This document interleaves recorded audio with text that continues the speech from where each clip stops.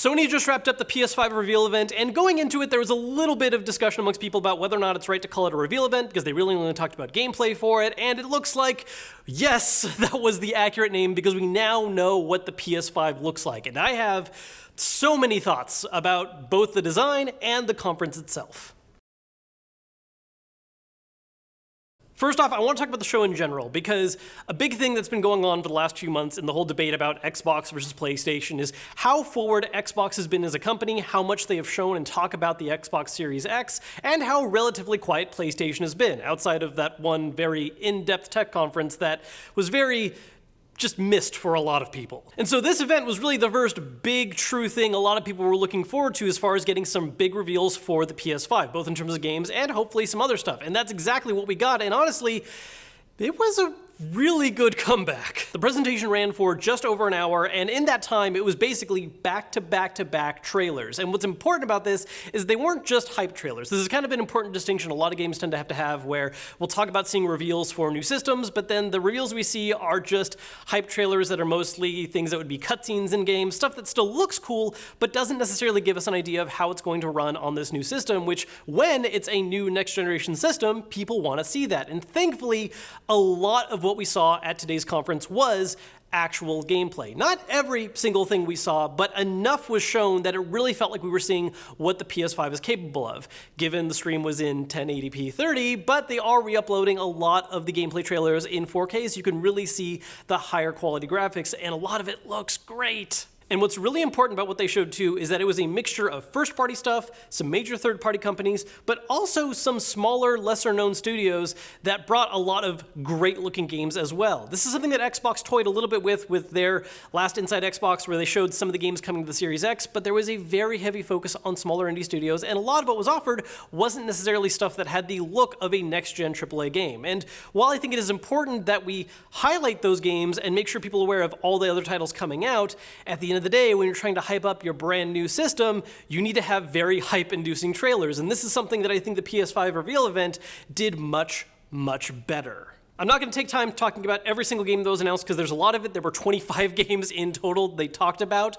As far as first-party stuff goes, they hard opened with the reveal of Spider-Man Miles Morales, which looks awesome. That is one of the ones that was a little more hype than gameplay focused, but just the concept of that being the next game, I am all for. We got the reveal of a new Ratchet Clank, Gran Turismo 7, a standalone adventure game based on Little Big Planet called Sackboy: A Big Adventure. And the big closing moment, for games at least, not the overall show itself, but the last game they closed on was Horizon Forbidden West, which looked absolutely amazing and I think was the perfect way of ending the show, because it showed us not only stuff that looked like actual gameplay, but it was absolutely gorgeous, and it is of course a sequel to one of the bigger hits on the PS4. I'm not going to go in depth on every single game they announced, but a few highlights, for me at least, that I want to bring up real quick. A new game by the name of Kena. I don't actually remember the rest of the name right now because I was so wrapped up in watching the trailer that I forgot to write down the name. I know a lot of people get really caught up in terms of like next-gen realistic looking graphics, but honestly, this kind of art style is much more my personal jam, and I'm really happy we saw stuff like that. There was also a new game being teased that is being produced by Square Enix. It didn't have an official name just yet, unless they're using a project name as the official name. But that one also looked completely amazing. I'm always a fan of that kind of stuff as well. And one of the big rumored things going into this announcement that did end up being an actual reveal is Resident Evil 8 Village. Now, this is something that was, again, rumored about before. There was talk about it originally being a spin-off game that was then being turned into the official Resident Evil 8.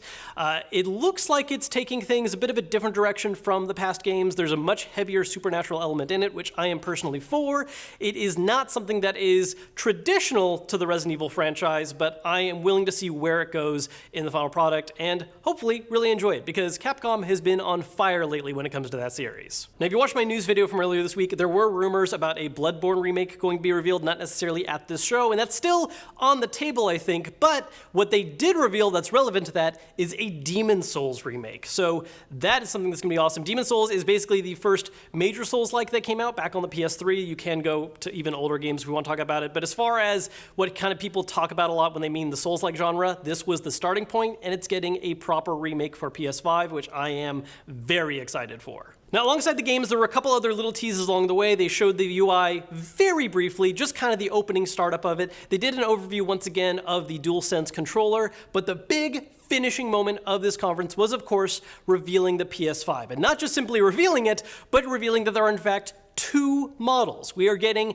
a proper regular release and then an all-digital model. Now, we did not get pricing on these two systems, and it hasn't been completely clarified if the insides of these are going to be exactly the same. It is possible that one of them might have a larger hard drive, but the main difference that we are aware of right now is that one is pure digital and one will still support physical discs. They also showed off a couple accessories alongside with that, showing the DualSense controller, showing a charge station, a remote for media viewing, which is great, I guess, and a new headset and HD camera, all of which looks really cool. The thing about the system itself is it's definitely a divisive design.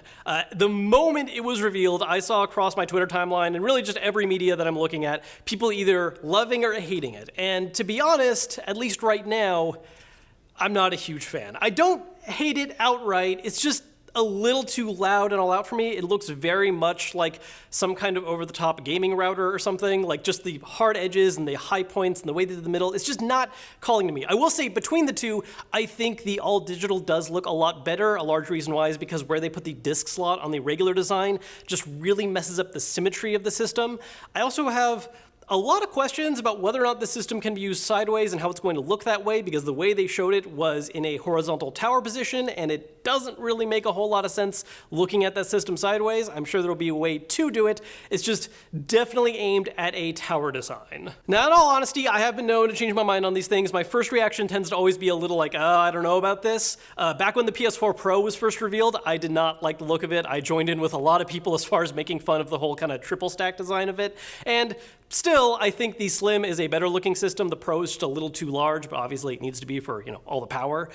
So maybe once I actually get my hands on the system and see it in person, start setting it up, putting it somewhere, it might grow on me. But for the time being, I've got to admit, it's not my thing. And I know some people are really digging and loving the design. They think it looks amazing, and I am very happy for you guys.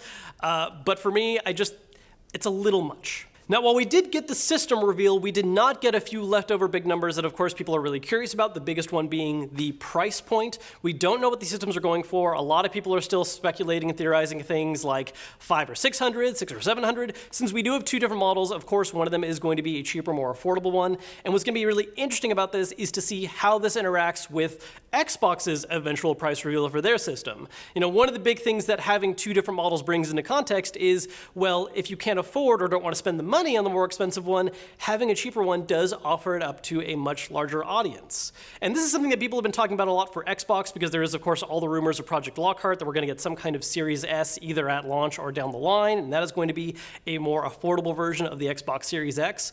And while talking about that, a lot of people, myself included, did theorize that PlayStation was going to stick with a single model and that was it. But I was wrong.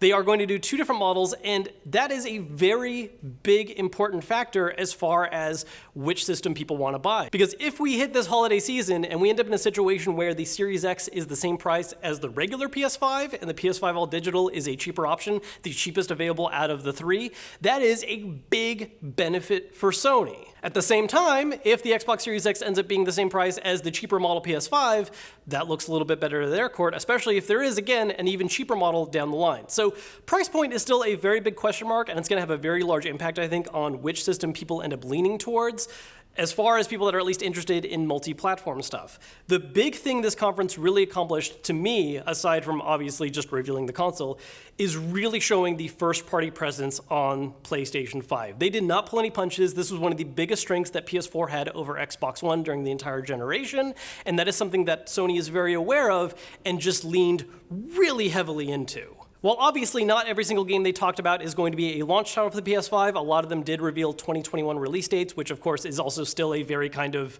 nebulous thing. It could be late 2021, it could be early, who knows? The point is that they showed right away a lot of first-party stuff that you just simply cannot get on Xbox. And this is something that Microsoft has not leaned quite as heavily into. They did do it a little bit by showing a new Halo game right away, and they have already talked about having an upcoming conference in July that will reveal more Microsoft Studio titles. We know that Obsidian and Ninja Theory are going to have things to show off at that conference, but those three titles alone is still a lower number than everything PlayStation just showed us from their own first-party studios. Now, personally, I have always been a big proponent of games make the system. There can always be big arguments about which system is going to make third-party games look the best, which systems are going to have better online functionalities and social networking and all that good stuff. That's great, and if you only play third-party titles, more power to you to decide which of these systems to go for. But as far as first-party titles go, this is a huge decisive victory for PlayStation that Xbox needs to come back at. Again, they do have an upcoming event in July where they're going to be showing some first-party stuff, and I'm hoping we're going to see more than the 3 studios they've already mentioned, because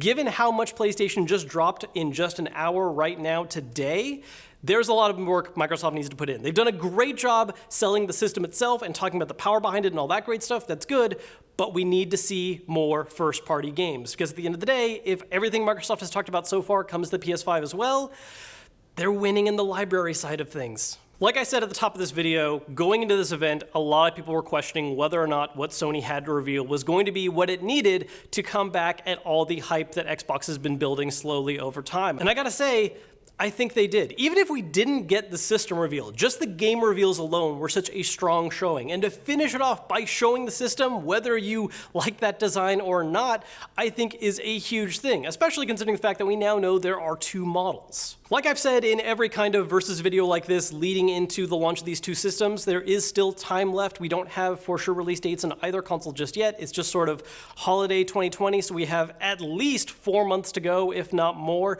and a lot can change in that time. We could have more game reveals, we can have price point reveals. There's a lot that can still, I think, shift opinion as far as which system people want to go for. But given the momentum that the PS4 had going into this generation and the number of games we just got revealed for PS5, Xbox has some work to do.